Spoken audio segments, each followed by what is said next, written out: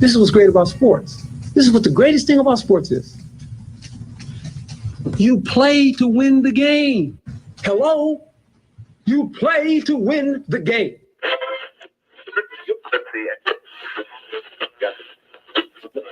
Winning isn't everything, but it's the only thing.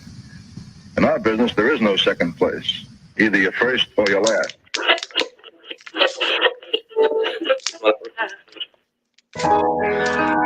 Ain't this what they've been waiting for? You ready? And now, the W with Walls and the Crew. Good morning. Where winning isn't everything, it's the only thing. On 100.1 FM. Good morning. And Facebook Live.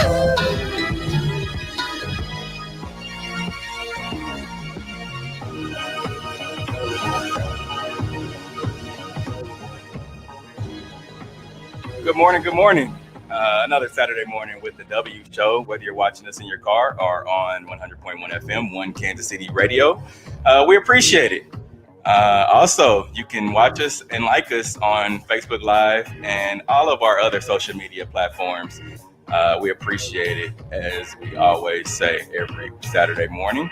Coming up on today's show, Chiefs want NFL inquiry on unmasked union rep as Mecole Hardman goes on COVID-19 list. Beyonce teams up with Peloton for a multi-year partnership benefiting HBCUs. And Kobe Bryant's childhood home sells for $810,000, which includes a basketball goal. And as always, we'll have our sneakers of the week coming up in our Hate It or Love It segment. All that coming up shortly. Again, we appreciate you spending your morning with us. This is the W Show. I am Steve Walls, and just like each and every other Saturday morning, I'm joined by the other hosts of the show, Noel and Jazz. How are you doing this morning? Doing great. Doing good. How was your show to start? How was y'all's week? I saw a lot of our followers, just posting via social media, and they're putting up Christmas trees already. Are you guys in Christmas spirit? Thanksgiving will never be skipped in my book, ever. So we can just cut the malarkey right now. Jazz, how about you? Are you in the Christmas spirit? You put up some Christmas decorations this time every year? I haven't put up my decorations yet, but I'm definitely feeling the Christmas spirit. Seems like Thanksgiving came fast this year. I'm like, dang, it's already Thanksgiving, or about to be. But I definitely am in favor of Christmas trees up already for sure. Yeah, and I'm just the opposite. It seems like just last week it was Halloween, right? I mean, we are just going from Halloween to Christmas, and it just doesn't seem right to me. I gotta have my Thanksgiving in there. I gotta see a few turkeys, right? It's not fair to just put up Christmas trees yet. Now, there's a lot of houses in my neighborhood that have their Christmas trees up in their windows and their lights on their houses, and I'm like, come on, it's too early. Too early. Too early. If you're watching this, let us know in the chat. If you put up your Christmas tree yet, let us know. We will respond to you. Let's get to our headlines. And now, here are the biggest sports headlines from this week. We bring them to you every Saturday morning on the W with Walls and the Crew on 100.1 FM and Facebook Live. All right. The Chiefs want NFL inquiry on unmasked union rep as Mecole Hardman goes on COVID-19 list.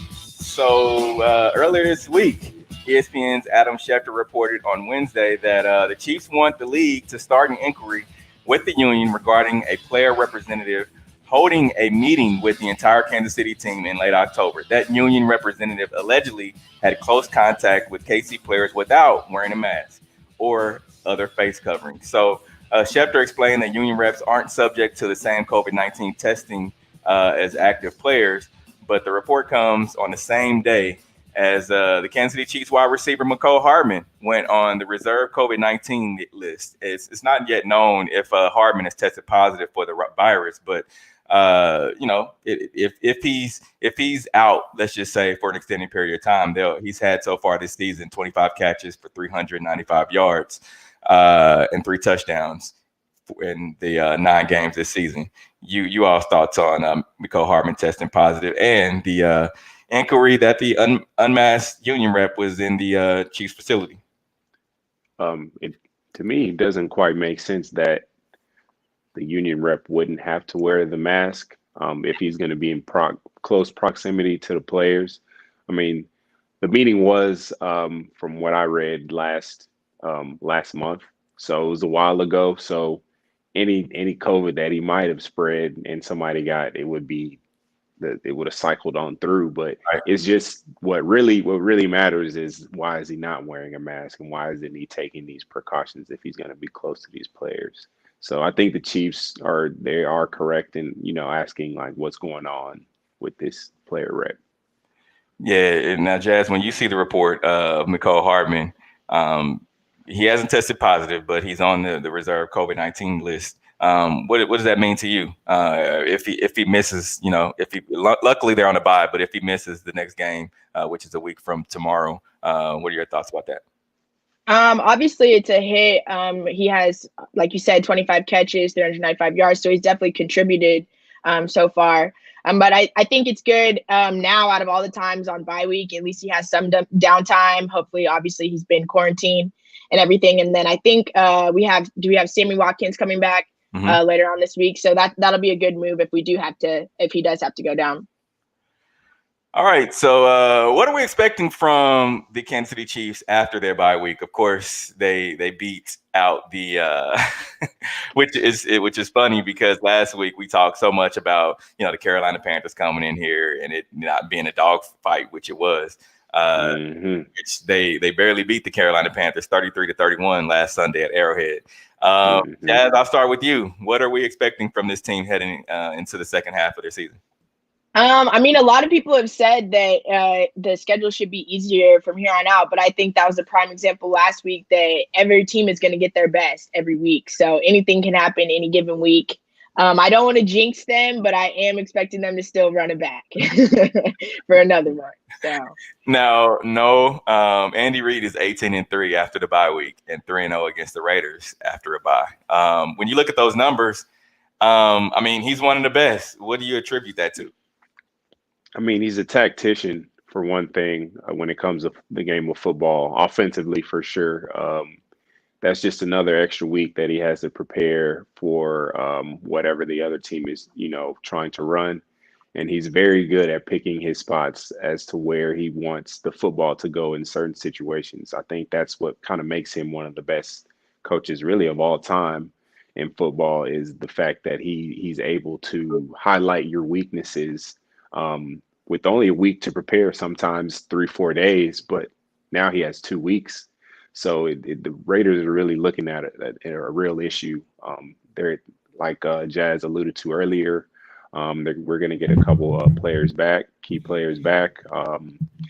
It's not looking too good for the Raiders, especially having to, after the dog fight that, like you said, that those games are good for seasons. Those are wake-up calls.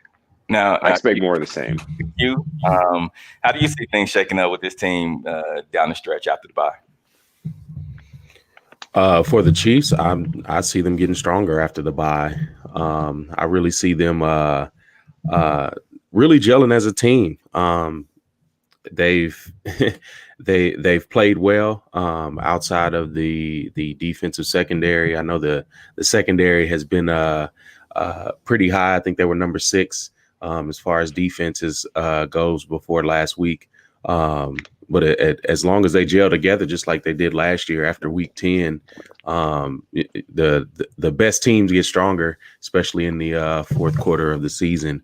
So I think after the bye, I think we see a whole new team rejuvenated.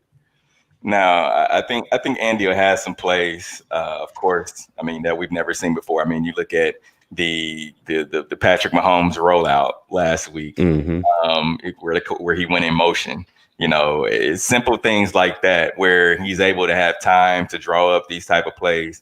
And kind of like what Jazz said, a lot of people are saying, this is it's supposed to be the second half of the season is their easiest part of their schedule on paper. But I mean, 4 out of those 5 teams that they have coming up all have winning records. I mean, you look at the Raiders 5-3, the Bucks 6-3. Dolphins 5-3, Saints 6-2, and then you're going to go and play the Broncos, which they're 3-5. The Falcons are 3-6, and then the Chargers are 2-6. But I mean, Jazz, even she said it. You're going to get everyone's best. Which of those teams, Jazz? I'll start with you. Do you see the Chiefs having trouble with? I'm gonna go with the Saints. I think that'll be a good matchup. Yeah, I think I'm going with the Saints. No, how about you? Same. I think the Saints displayed how dominant of a team they can be when they beat the 6-3 Tampa Bay Buccaneers. So I'm gonna go Saints as well. Q, when you look at those teams, which ones do you think will cause most problems for the Saints? I mean, of course, the Saints, because they've played with each other for a while. That team is, I won't say it's constructed similarly, but they have about the same chemistry. And then I wouldn't sleep on the Chargers and the Bucks. The Bucks, they still have Tom Brady. They have a pretty good offense. And we should see them gel probably in the next couple of weeks. But the Chargers, division rival, always I won't say always a close game, but they always give them at least a game.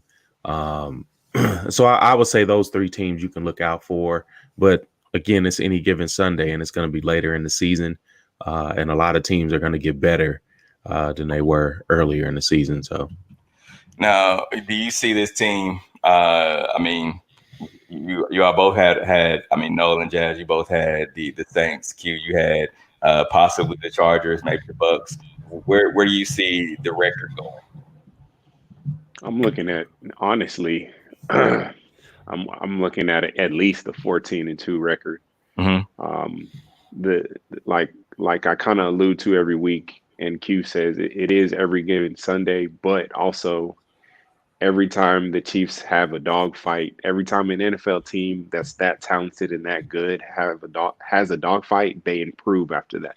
mm-hmm. And I think if you've played sports, you understand like what that means to come out having a game that you could have lost, but somehow you found a way to win. And I think that's what happened last week with the Chiefs when they, played the Panthers. So I'm looking at 14-2. I see them almost maybe even a 15-1 season. Yeah, and it's a funny thing because Andy Reid is just so good after the bye. I mean, he's one of those that he's not going to take any time off. Of course, he's giving the players off. He's giving his assistant coaches off, but he's in the lab. I guarantee you, he's somewhere tinkering right now with this formation, that formation. Clyde Edwards-Helaire out there with Le'Veon Bell, them doing some kind of motion. When you think about that, though, Q, what does that tell you just about Andy Reid and his coaching? I guess the significance of him being a coach for this team. I mean, it just shows him being a student of the game, a constant student. I think I talked about it on one of the shows last week about, you have coaches like Tom Coughlin, when he was on his way out of the league. And I mean, even when he was with the Jaguars in the 90s and then coming to the New York Giants, he was a military style coach. Mm-hmm. You really had to fall in line with his program and his way. Andy Reid, totally opposite.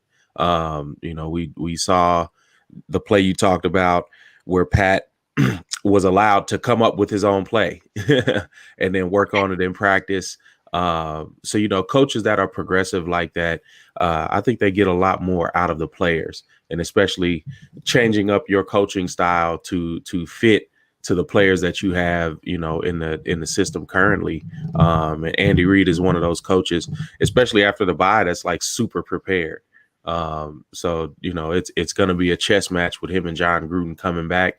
And it should be a good game, but the Chiefs are just rolling right now. And especially on offense, it's really going to be tough to stop them if they get the ball, if they get to running the ball, because we know they can pass. But as soon as they get to running the ball, it'll be a long day for any defense. Now, it's going to be a long day for a lot of Wichita State fans, as head coach Greg Marshall agreed to part ways.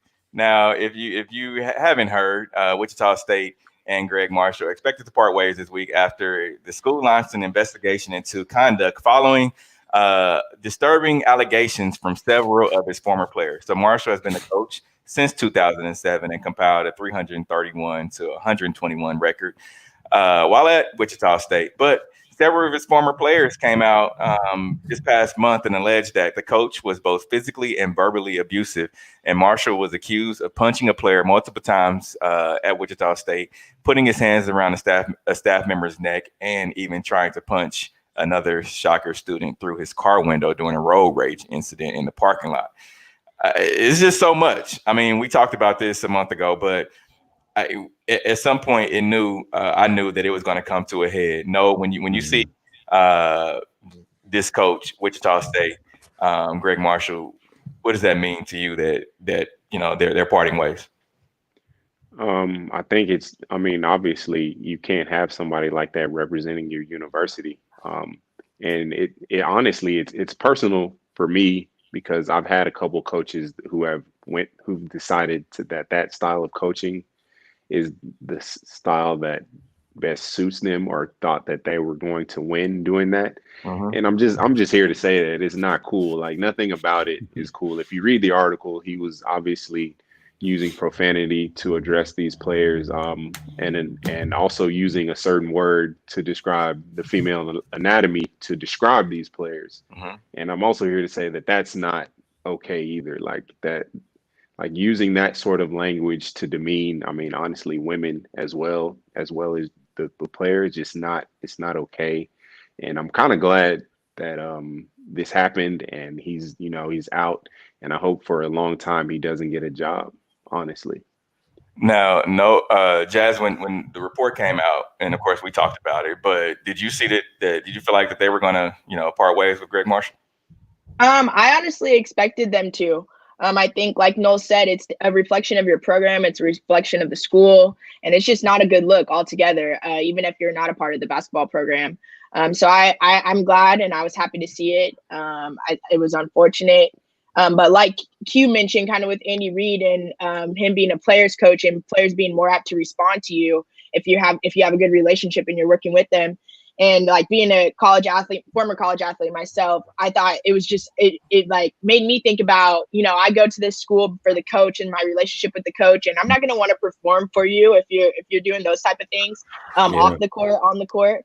And so I think it was good. It's a good move, and I'm glad. And I'm glad to see that they decided to part ways. Q, your thoughts? It's due time, and especially for coaches like this that won't adapt their coaching style. It's very important, and especially when we start reaching these new generations. These kids born in the 90s and born in the 2000s. It's totally different, and especially for millennials like us, we come up playing under coaches that regularly cursed and regularly, stayed on from their best to the worst player on the team. And it's just time for that type of culture to change, and be as progressive as the current times are.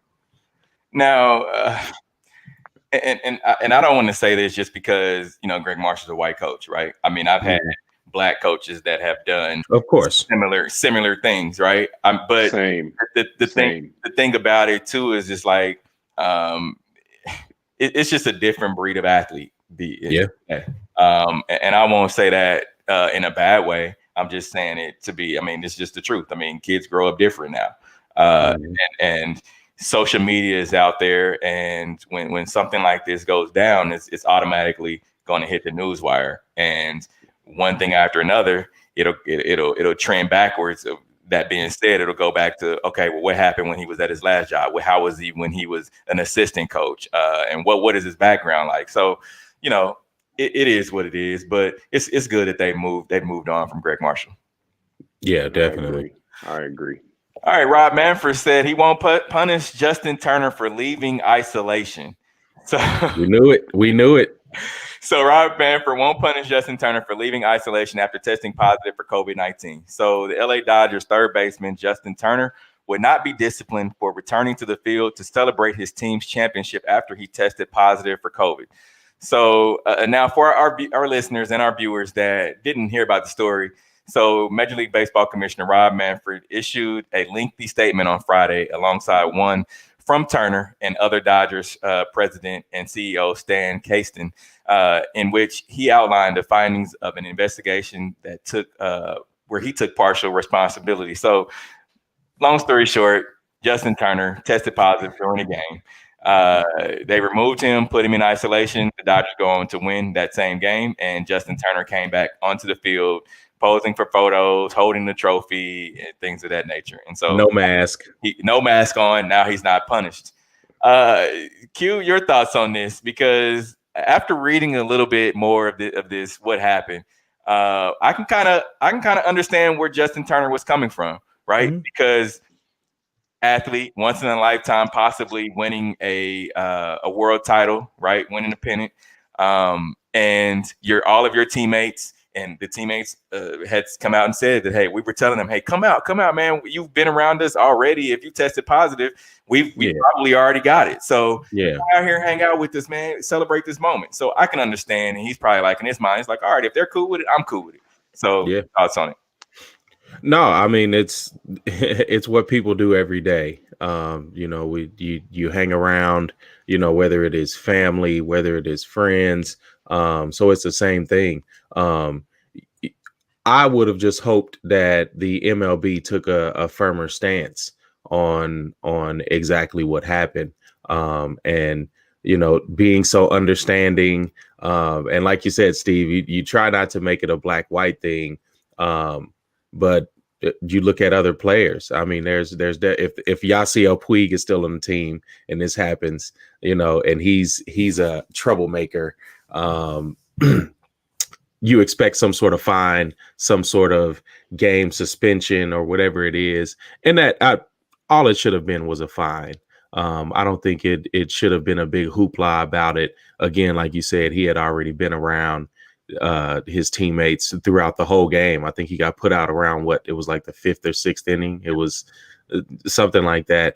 But I would just prefer to see a punishment handed down fairly, and not necessarily looking at the moment, because we don't ever look at the moment in any other sport or really any other player within Major League Baseball.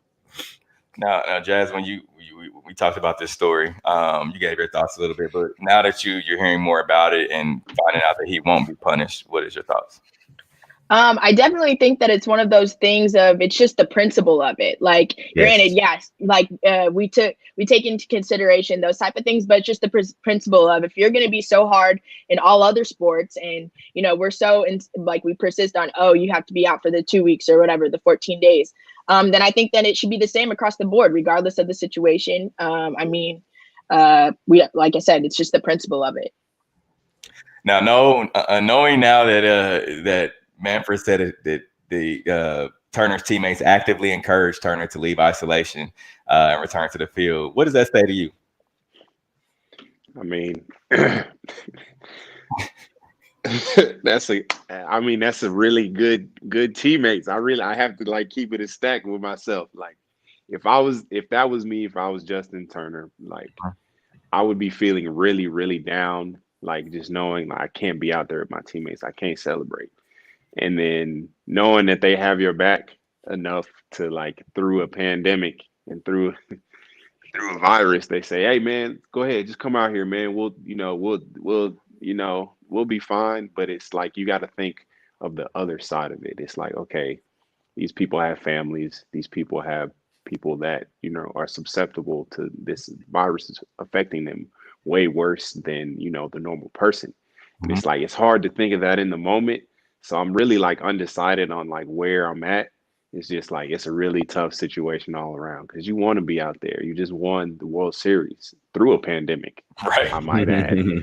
So it's man, but at the same time, you got to realize that people are at risk and people can get sick, and you were out there spreading it. I mean, let's just be real. You were out there spreading it, and it's just a lot of things to consider on this one. A lot of things. Now, in other MLB news, Miami Marlins made Kim Ning the first female GM in Major League Baseball history. So, Jazz, I have to start with you. What are your thoughts about Ning? And of course, she was previously the senior vice president of baseball operations, but now, I mean, she's the highest ranking woman in baseball operations for the major leagues. What are your thoughts? I love to see it. We've started to see some females come into the NFL and stuff like in other sports, but I think this was a big one. Baseball being the U.S.'s sport or whatever, and now women are starting to get in there too. So I love to see it. Q, you're always an advocate of pushing women forward, man. What are your thoughts about this? I love it. And especially for her to be the first GM in all of sports. It's really huge. And earlier we talked about being progressive and keeping up with the times. And these are the times. I mean, what was it? 2 years ago, we got the first female NFL head coach. Right. It just happened to be from here. But this is a step you like to see in the right direction, because of the stigma behind women in sports and if they're qualified. But I mean, former head coach of Auburn, Tommy Tuberville, got elected to the Senate in I think it was Alabama, and he can't even name the 3 branches of government. And people are asking if she's qualified, but they definitely didn't ask if Tommy Tuberville, as a white man, is qualified, to be in government, and he can't even name. So he should have stuck to sports. And so when you look at something like this, a woman can add new energy, especially to an organization. And I hope she does well, and it's not one of those things where they toss her into a situation that's unrepairable just to say they did it, and then give her 1-2 years and then throw her out the door. I hope the best for her, and then I hope it opens up more doors for women to be GMs across the board, whether it's hockey, whether it's baseball, football, basketball, whatever it is. You just hope it opens up more doors and really changes these leagues fundamentally. Now, being a male-dominated sport, Major League Baseball, of course, we always talk about, and we talked about it when I can't remember her name off the top of my head, but the assistant coach for the San Antonio Spurs, I think Becky Hammond. That her name? Becky Hammond. Yes. So, and I posed this question before, and Q, you may remember, but how are these athletes, men, going to take it, right? And I mean that's an honest question. We were all athletes. Having a female assistant coach or a female head coach, now GM, how are they going to take it from a woman who didn't play in Major League Baseball? Mm-hmm. And I mean, it's the same as following the lead from your mother. It's the same as following the lead from an elder that's a female, a grandmother, an aunt, even a female type of mentor to your family. No one rejects their mother leading them through life. Right. So why would you reject a woman leading you in a sport? It doesn't make sense. And again, we have to remove that stigma of women being capable, just as much as we've got to remove the stigma of Black people not being capable of being head coaches and GMs and team owners. So again, as progressive as society is trying to get, we have to allow that, because we don't know. Like, again, you don't know, like, what does the gender change about anyone? We have several head coaches in several sports that have never played that respective sport, and they still are successful. So athletes as well shouldn't be able to look at women and question their ability. Now, another woman that's in power, Beyonce. She teams up with Peloton for multi-year partnership benefiting HBCUs. So, yes. Queen Bee, as she's known by the Bay Hive. She's a popular platform. Peloton have announced their multi-year partnership rooted in celebration of music and central component of the Peloton class experience and pro-social initiative. So commemorating homecoming season, the fall celebration for students at historically Black colleges and universities, also known as HBCUs, that honor tradition and legacy, while most of this year's homecoming festivities shifted to virtual celebrations due to global pandemic. Jazz, I don't know if you're part of the Bay Hive, but what are your thoughts about Beyonce teaming up with Peloton? 100% I am. I love to see it.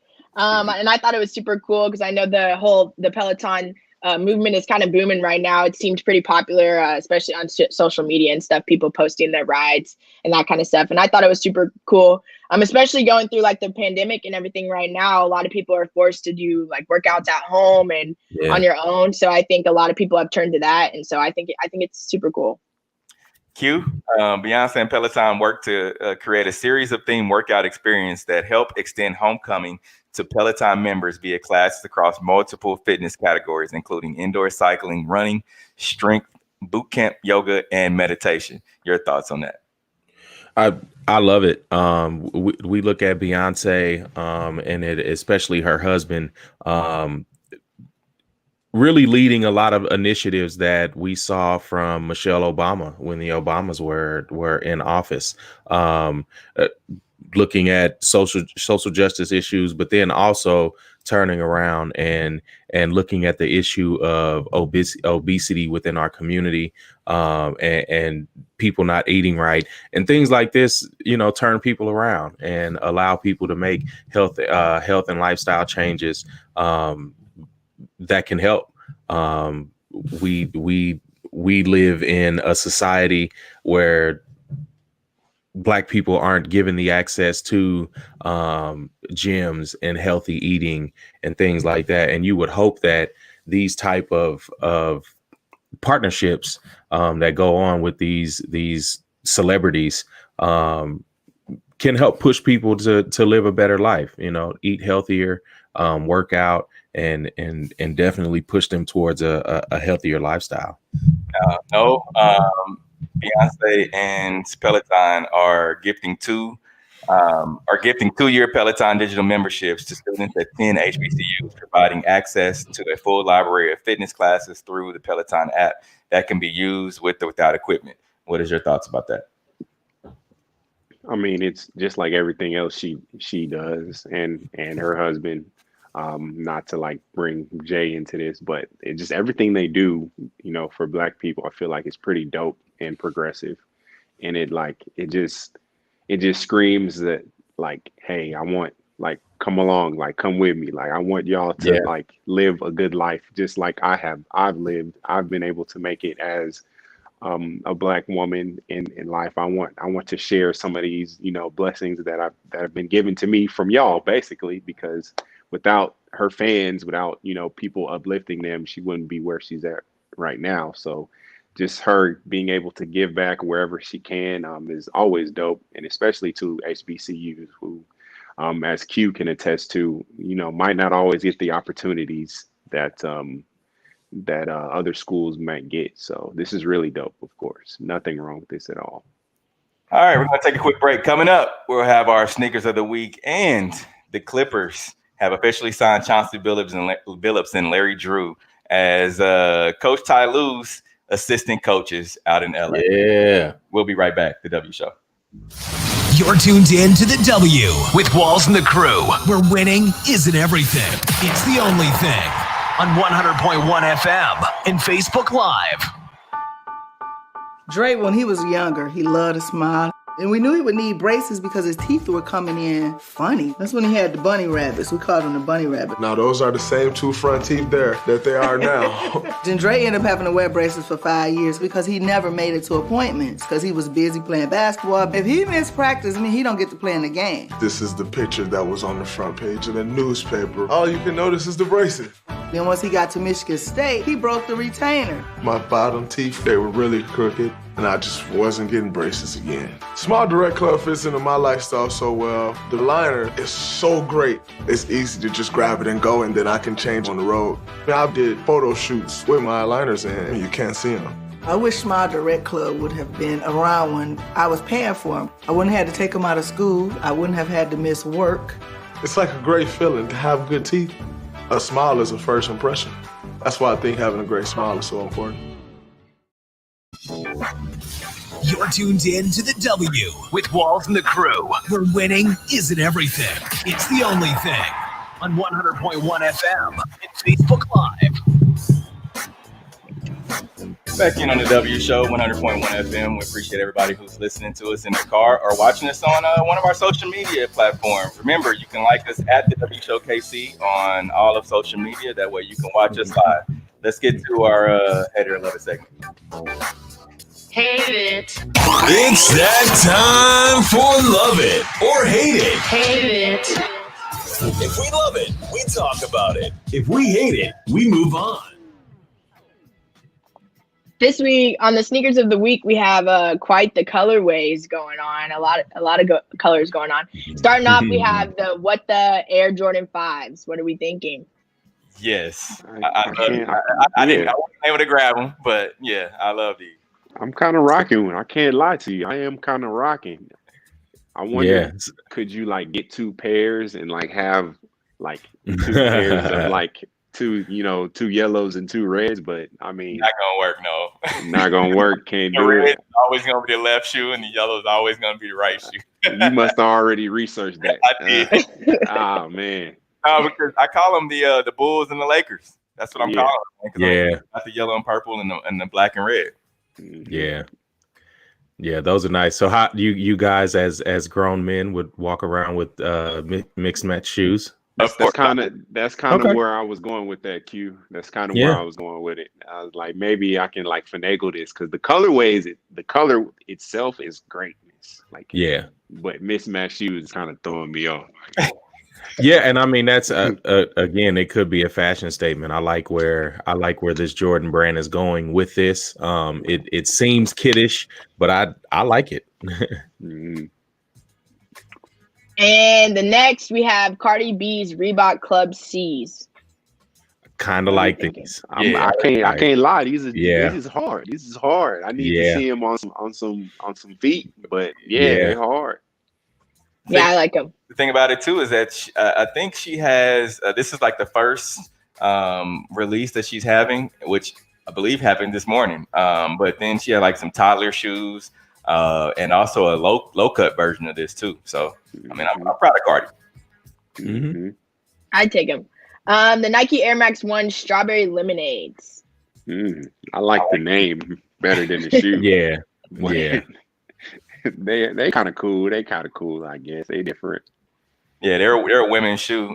They sold out instantly on the Nike's app too. Sneakers app. Really? Yeah. I think I'm with Noel. I like the name, but maybe if I was in 8th grade, I would like them right now. And last but not least, the Nike Dunk Low Elephants. Classics. I already know they're going to be classics. Yeah, I think they retail for $110, and on the secondary market right now, they're going for $590. Sheesh. They're only going to go up from there because these are going to stick for a while. That Tiffany color on the swoosh, that's key on dunks. So nice subtle design too. I really dig it. I'm 4 out of 4 on these. I think I'm 3 out of 4. 3 out of 4. Yeah, I'm good without the strawberry lemonades. Yeah, they look like a pink picnic table. Yeah, I'm 2 out of 4 with the Cardis. I think they would look tight on like a woman's foot, but not mine. So yeah, they're a woman's shoe though. No. Yeah, so there we go. 2 out of 4. I'd probably wear those black and those red ones though. So I gotta see. All right. NFL owners are approving playoff and diversity measures. Hate it or love it. The NFL commissioner Roger said on a conference call that there is a possibility that the league will expand its postseason from 14 to 16 games, split equally between the AFC and the NFC. This could happen if regular season games could not be played and teams have to cancel due to COVID-19. Addition, they approved a resolution to reward teams with draft picks if one of their minority coaches or personnel people is hired to be a head coach or general manager. I mean, from that standpoint, I love it as far as, you know, the minority thing goes, but the measures as far as COVID-19 and extending the playoffs to, I think, 16 or 17 games. If the rest of 8 games left in the regular season, if one of those games isn't played, then you're going to expand the playoffs to 6. Nah, I'm not feeling that. You know, not feeling it at all. But the diversity measures, you know, I love that. Mm-hmm. Yeah, I definitely am on the fence about this diversity measure of awarding draft picks for picking a coach. I hate it from a sense that instead of encouraging people to do the right thing and hire the best candidate and remove all bias, you know, instead of working on that, it's like, hey, here's some draft picks. And that's no. No. And there's other ways to go about it. And especially diversifying the ownership and the GM level in these clubs. And you know, the NFL fights as much as they can against diversity and then give these little crumbs out just to say, hey, we're doing something. And I agree with Q for sure. I feel like it's good to see that we're getting somewhere. It's progress, but I also think it's kind of sad in a way to think that we have to have some kind of incentive for people to do it. Like, I think that you should just do it out of it being the right thing or people being qualified. I don't think that you should have to get something in reward to encourage people to do it. I couldn't have said it better myself than you two, because it's like, hey, we got this really good coach over here. You know, he's really qualified. He knows his stuff. He would actually like lead us somewhere. But I mean, he's not the skin to win necessarily. Hate to put it that way, but like, so it's like, then it's like, okay, we don't know what to do here. No, you hire the best candidate, whether he's, you know, purple in the face or whether he doesn't, just hire the best candidate. I don't understand. So the best leader of men, I would say, the best leader of men. Right. So now the Clippers have officially signed Chauncey Billups and Larry Drew as new head coach, Ty Lue's assistant coaches. Hate it or love it. Love it. Absolutely love it. Because they need point guards, and in any way they can get them, they need point guards. And Chauncey Billups obviously is, you know, all-star, probably Hall of Fame worthy point guard. So he'll definitely be able to lead that team in the right direction, along with Ty Lue and Larry Drew.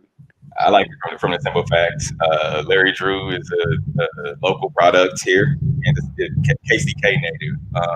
Also, Tyler went to Greytown High School, but he's pulling up the guys that he's went to battle with. I mean, Chauncey Billups, he's one of his best friends, and so, you know, I mean, pull your friends in, man. Pull them up. If you get a gig, make sure you pulling them up. And I think that's what T. Lue's doing. And really, I mean, they're overqualified for the jobs, right? But Chauncey should be a head coach. Yeah. But yes, I think he's doing it on, you know, because T. Lue is going to listen to him, right? And he's pretty much going to be the head coach. It's going to be as well as they're going to share. I think they're going to share the head coaching duties. Mm-hmm. Yeah, and I mean, I love it because, you know, even in Chauncey's playing days, he was a floor general. You saw how he commanded every team that he played on, you know, whether it was the Nuggets, whether it was the Pistons. You saw how he was just a perfect fit for the position. Just being a point guard that can lead. But then we go back to our point that we made with Steve Nash. You know, Steve Nash comes out. We haven't heard him coaching or anything. And he jumps off the porch and he gets a team with KD and Kyrie. And then we have a Chauncey Billups that has to come in and play the assistant role and work his way up the ladder. So, look at this segue, going from the NFL's diversity to the NBA.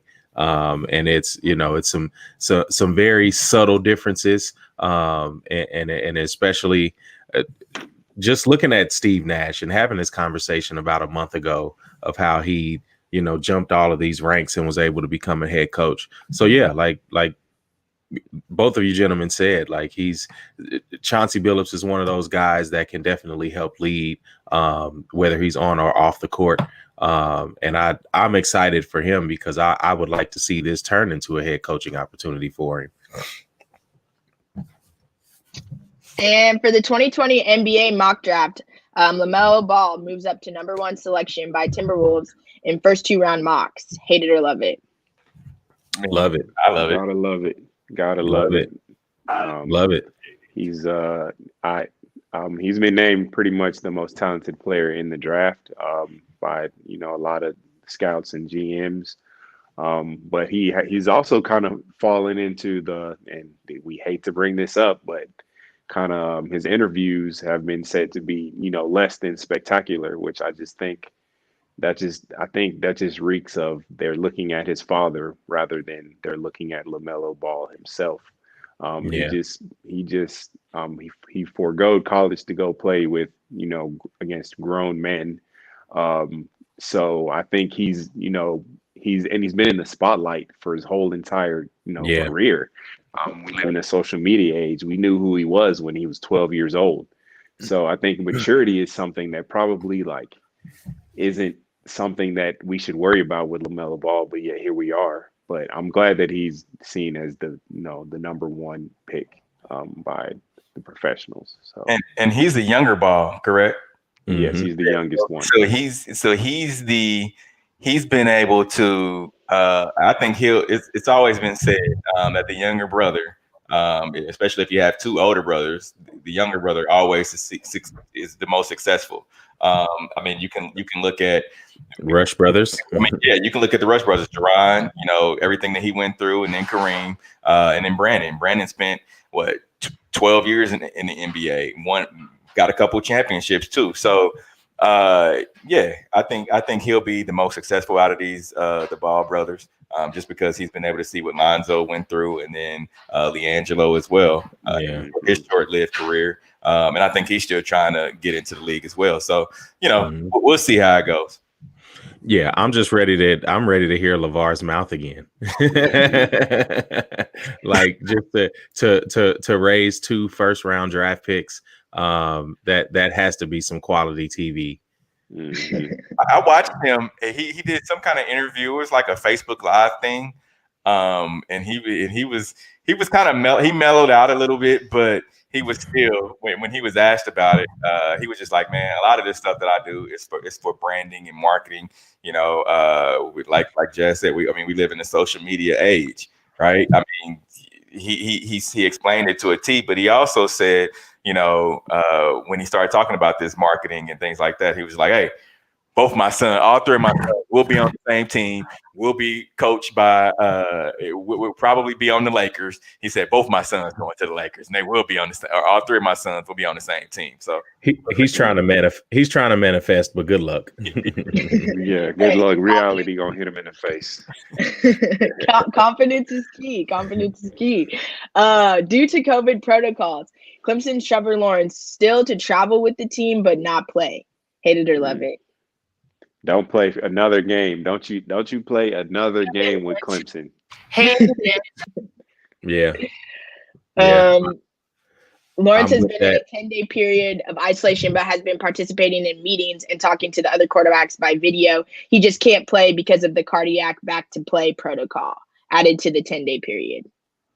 I mean, here's the thing. I understand you are arguably probably the number 1 pick. Will probably win the Heisman. However, I don't even think he's in the running anymore because of not playing, missing so many games. And so I just think if it was anybody else, would they be able to do it? No. Yeah, No, I and don't think so either. we know the answer to this, and it's no. It just like the MLB story of the guy running on the field and, without a mask and testing positive. It's the same thing here. You know, these guys are afforded opportunities and afforded, you know, different privileges than other players. And you know, you hate to see it from that end, especially for other players. Just because, you know, he's could be a number 1 draft pick. He could be, you know, a Heisman winner. He could be a lot of things. But he's just afforded different privileges from other players. Yeah, For sure. The Jets find hidden cameras in locker room in Florham Park, but NFL says players knew they were there all along. Hate it or love it. Man. what? This is a lie. Hated it. Bold faced lie. What you mean? So hidden cameras like that take like can we that means we get to explain how hidden cameras, how do you know cameras are there if they're hidden? Yeah. The math ain't mathing. You know? So yeah, I mean, what can you say about this? Why are hidden cameras in the locker room? You know, why do some men in businesses hide cameras in the females' bathrooms? Like it's a lot. It raises a lot of questions. And to sweep it under the rug and say the players knew it was there, like come on now, like this is it's something going on behind that. And I can't wait to see the 30 for 30 about it. Yeah, think about it too. It's like, you know, the report comes out, and then it took a little while for the NFL to come back and say, "Oh, well, the players knew that they were there." And then you look back at some of the guys from that period. I think it was like 2008, if I'm not mistaken. The period of when they said that the cameras were installed for security reasons. And those players from that team were like, we didn't know that they were there. So there's and I think the NFL is filing a grievance on it, if I'm not mistaken, as well. So yeah, man, the Players Association, NFL, as they should, because in the locker room, I mean, you have guys that are after practice, they're in there without any clothes on. Come on, if somebody gets that footage and it gets leaked out, as most things do, for the right amount of money, the NFL is hello TMZ. Yeah, I mean, really, because you look at, I mean, the NFL saying that the players knew. I mean, the NFL knew about concussions for 10 to 20 years, and they swept that under the rug, and we see how that turned out for them. So, you know, it's some creepy behavior going on out here in these NFL front office seats. Right. For sure. Lamar Jackson says Ravens offense diminished since defenses are calling out their plays. Hate it or love it. I hate it because I don't need you. Lamar, man, you, for one thing, you're not playing that well this season. If we're being honest, you're MVP. You're one of the most talented players in the league. I ain't trying to hear it out of you, man. I just want you to like you're too good of a quarterback to be worried about that. The way I like, and maybe I need to go watch the video or read the story more in depth. But I really don't want to hear that because I don't hear Patrick Mahomes. I'm sure people know, you know, sometimes what the Chiefs run. I don't hear Patrick Mahomes saying. Nah, you'll never know what the Chiefs are going to run. No. So, but we got the audio for it, so let's hear him. How would you rate your season to date, Lamar? I don't know, you know, because we had our ups, you know, at first week, and then we just had our downs. Usually, you know, we're a high level offense, but it's been all right. You know, it's not what we want to be, but you know, we started winning, so it's all right, I guess. It just from the eye test, it looks like things aren't coming as easy for you this year. Is that a safe way to look at it? That things aren't. I feel you know, it's a lot of with schemes. You know, we're going against defenses. They calling out our plays, stuff like that. Like they know what we're doing. So a lot of that, you know, sometimes, you know, stuff won't go our way if they beat us to the punch. So you're hearing on the other side of the line of scrimmage, the defense calling out your plays? That's what They definitely do, like run, stuff like that, or watch out for this, watch out for that. Sometimes that's what's going on. So how do you combat that, Lamar? So I guess we're going to halftime and let coach, let us know what he sees upstairs, Mm-hmm. and we just go from there. And so this time around, so much has been made about the fact that you've been ahead quite a bit, and coming from behind has been something that's been difficult for you. And then this is the first time that you were able to come back from a halftime deficit. Does that mean anything to you at all, Lamar, or is it just the way the ball's been bouncing? I guess that's the way the ball's been bounced. I try to win regardless. I don't care if we down or up. I'm still trying to put points on the board, and sometimes it just didn't go our way. But this past Sunday it did. Are you running? Yeah. So I still okay. You were a quarterback, right? Mm-hmm. You hear the defenses, and we can hear it a lot more now because of fans not in the stadiums and things like that. So we hear guys going back and forth or whatnot. But if you're a quarterback and you're calling out a play, to me, it seems like you would just audible out. All right, well, they're calling out the play. They know what that is. All right, I'm just going to audible out, where if it's going to be a run, I'm looking across like, hey, just we have something already drawn up where you either run. It's called a hot route. It's called a hot route. Slant, or you're going to run a post or whatever to because they know what we're going to run. Yeah. Yeah, and I mean that's one of those things that speaks to the genius of Eric Bieniemy and the system that that he's assisting to run over there in the Chiefs organization. You have a coach in Baltimore, clearly is predictable with his play calling. Clearly is very one-dimensional in the play calling and the formations. But again, that speaks to not having the belief in your quarterback, not equipping your quarterback and your very good former MVP quarterback, and not mixing it up. And we've seen players really over the past 2 or 3 weeks that complain about the coaching. I think it was a Cowboys player anonymously. What was that, about 2 or 3 weeks ago, that complained about coaching. So all of this falls on the coach's shoulders. If you have teams being able to recognize that, and he didn't say just one team in 1 week. He said defenses. Yeah. So this is something that he's faced over a couple of weeks, and he's definitely voicing his concern because nobody in the organization is listening. So now we have to talk about it in the media, and now the team has to do something, because why is your play calling so predictable? For sure. Sources say James Harden, Russell Westbrook are concerned about direction of Houston Rockets. Hate it or love it. They should seen it coming. They should be concerned. I mean, look how they went out last year in the playoffs after running through the regular season. They should be concerned. For sure. Notre Dame mandates virus testing after field storming. Hate it or love it. Too late. Yeah. Yeah, I tried to count in this picture too how many people had on masks and didn't have. Looks like to me everybody has on a mask. I mean, no, definitely, and that's the thing that's comforting, because you see a lot of people with masks worn properly. Now, once you go to the very middle of that photo, then you start seeing some boneheads. But yeah, that's a lot going on in that picture. It could be anything happening in that mob.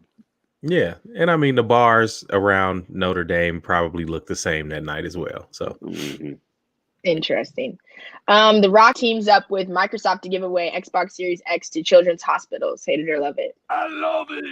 Yeah, love it. It's a need. So love to see it. Mike Tyson explains how he used fake private part and his infant's urine to pass drug tests. Hate it or love it. We're not surprised. And everything. We're not surprised. I mean, it's a good here. It's a good listen. Go listen to Mike Tyson's podcast, man. It's a good listen. Hey, he wouldn't be the first person. Yeah, not the last either. Not surprised. Kobe Bryant's childhood home sells for $810,000, including a basketball goal. Hate it or love it. That's that's kind of wow. The thing about it is, I heard that this basketball goal is going to probably sell for more than the house. Yeah. Yeah, they say Yeah. the same. It's the same basketball goal that Kobe used, obviously, when he lived in the home. I Yeah. wonder who was living there the whole entire time. Somebody that was just like, hey, let me get my money while I can. Yeah. Yeah. Wow. Thanks. Deion Sanders' son commits to Jackson State University, where his dad coaches. Hate it or love Of it. course. Love Love it. Yeah. Of course. Love it, because you need these statements from these players to go into these HBCUs. Right, I do, and I liked what he said on Twitter as well. Couldn't pass up the opportunity to help the playing field and pursue equality for HBCUs. Dad, I got your back. JSU. Definitely. Yeah. Loved it. Heck yeah. We as always, we appreciate everybody for joining in on the show. What do you guys have going on for the rest of the day? Chilling out, quarantining so hard. Maxing and relaxing. The weather's gross, so probably just chilling. Yeah, me as well. We appreciate it for everybody joining in, whether you're watching us on one of our social media channels or liking us, or listening to us on 100.1 FM, One Kansas City Radio. Remember, as always, every Saturday morning, check us out. We out of here.